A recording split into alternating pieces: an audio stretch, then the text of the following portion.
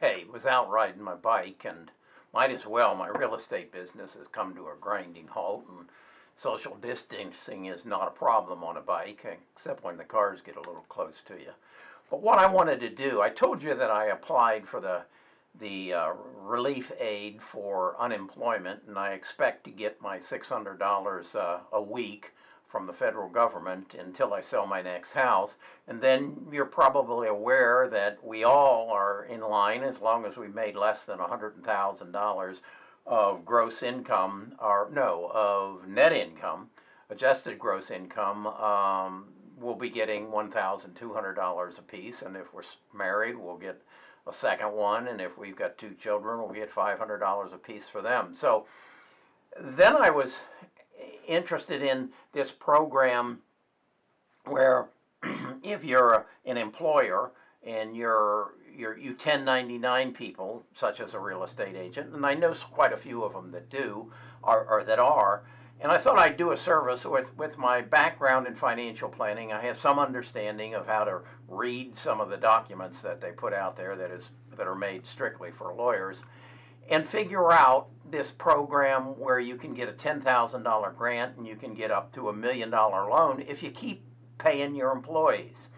And the other element of that is that my son, who is a financial advisor, and his wife, who is an artist and has a studio and produces art and sells it wholesale, her business has come to a crashing halt because she can't go anymore to these big shows that they have where they bring, all the wholesalers and all the retailers in, and they make their orders for the summer. So that's, or for Christmas, and that's all shut down at this point. So her business has crashed. She employs a lot of people that help her put out the work.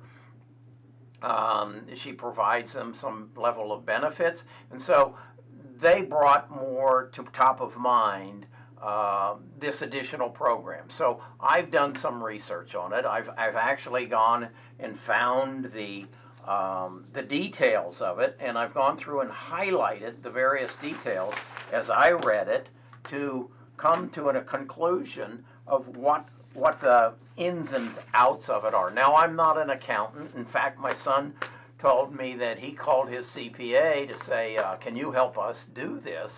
And the CPA's answer was, why don't you contact your bank? And so he contacted his bank, and his bank is one of the largest regional banks in the southeast here. And his bank says, well, we know about the program, but we really don't have the details on it. Call us back in 15 days. Well, the other things that I've heard is there's a limited amount in this. And so it's a first come, first served basis.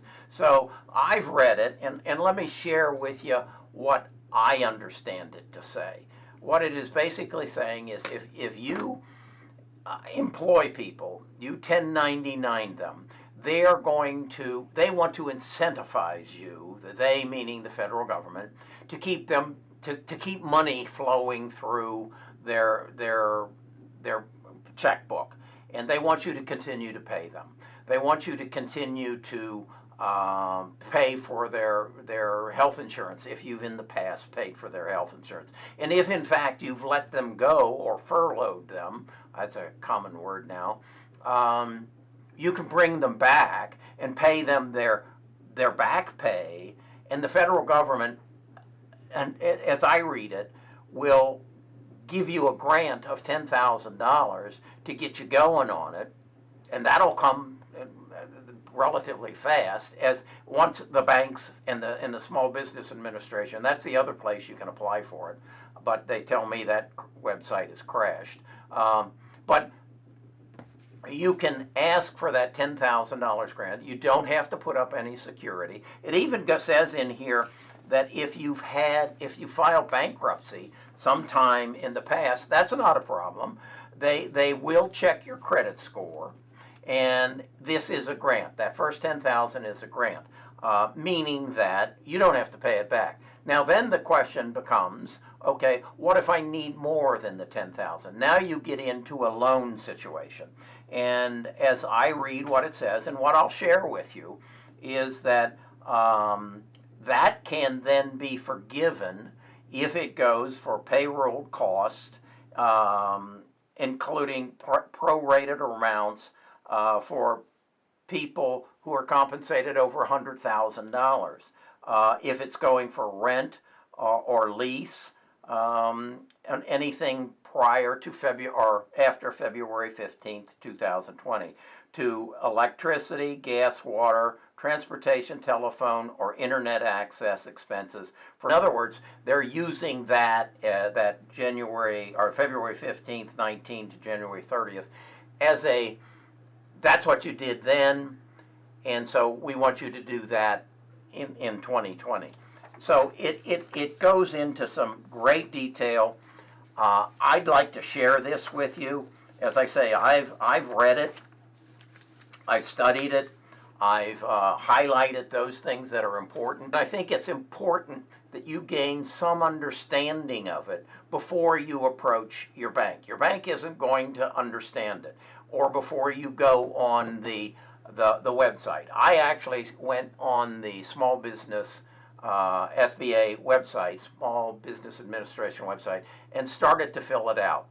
And what it does is the first section asks you some questions about your business, if you're a sole proprietor, if you have less than 500 employees, things of that nature. And then it gives, the second block kind of threw me, because at first it asked me, you don't participate in any sexual explicit activities. You don't deal in illegal drugs. You don't farm cannabis.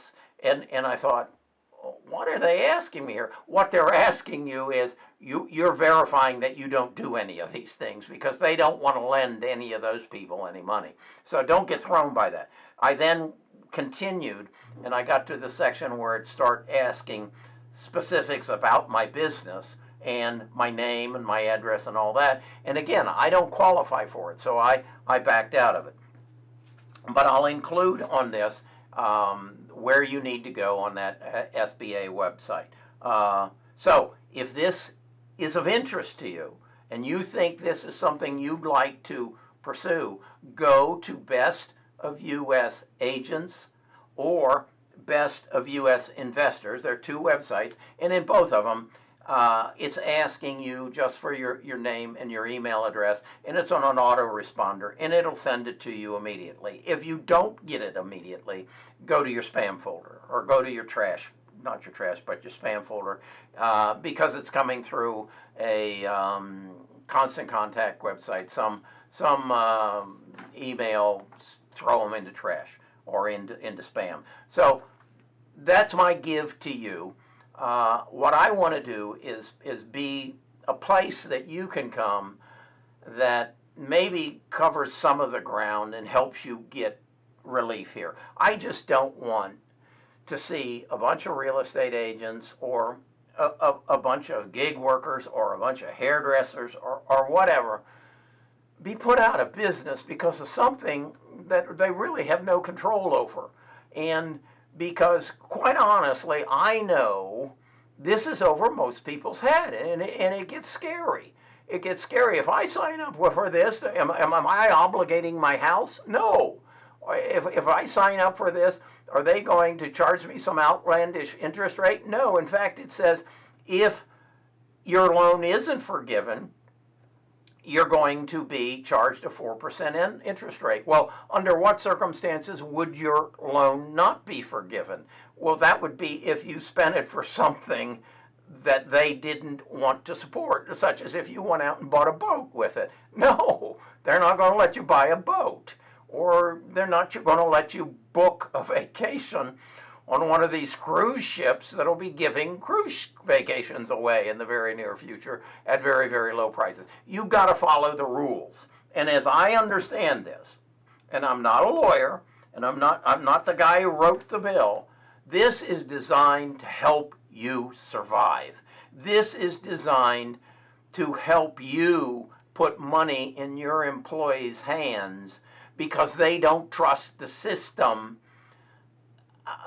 and they trust you more. They know there are going to be people that game the system, that they can't check up on. They can check up on you, They can go to your past tax records, and they can see what kind of compensation you paid in 2019. They can verify this period of February 2019 through July of 2019. They can verify. They can't do that if they don't make it available to people who aren't legitimate employees or employers. So, best of U.S. agents or best of U.S. advisors, and I'll send it to you. No charge, no obligation. Just survive, stay away, get on your bike, take a ride.